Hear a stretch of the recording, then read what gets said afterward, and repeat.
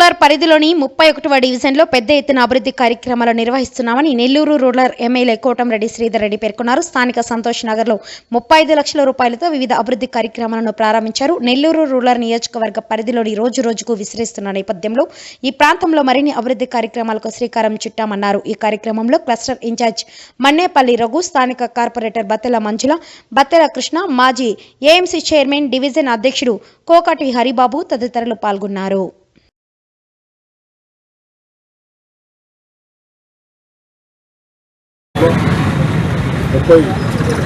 ఒకటో డివిజన్ 35 లక్షల రూపాయలకి ఈరోజు సిమెంట్ రోడ్ నిర్మాణానికి శంకుస్థాపన చేసుకున్నాం.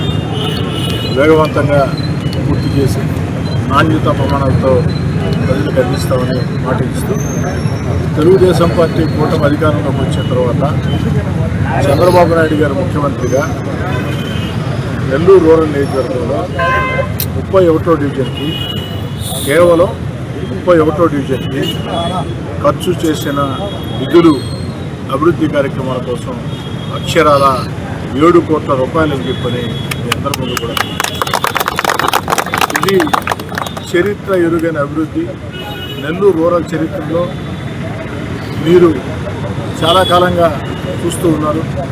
ఎంత అభివృద్ధి ఎప్పుడైనా ఎక్కడైనా సాధ్యమైందా ఒక్కసారి ఆలోచన సాగించండి. ఇంకా 2 సంవత్సరాలు పూర్తి కాల 2 సంవత్సరాలు పూర్తి కాకముందే విషయంలో అన్ని రకాల ప్రయత్నాలు చేసి ప్రజలకు అందిస్తానని నా ఆలోచన, ఆకాంక్ష ఒకటే. ఎమ్మెల్యే అంటే 5 ఏళ్లకోసారి ఓట్ల కోసం వచ్చే వ్యక్తి కాదు. ఎమ్మెల్యే అంటే నిరంతరం ప్రజల్లో ఉండాలా, ఎవరు ఫోన్ చేసినా స్పందించాలా, ఎవరు ఎక్కడ సమస్య ఉందన్నా అక్కడ ఆకర్షిస్తూ ఈ రాష్ట్రాన్ని ముందు తీసుకోబోతున్నటువంటి చంద్రబాబు నాయుడు గారికి ప్రజలందరూ కూడా తెలుగుదేశం పార్టీ కూటమికి సంపూర్ణంగా అండగా నిలవాలని చెప్పని 2 చేతులు జోడించి సవినయంగా ప్రార్థిస్తూ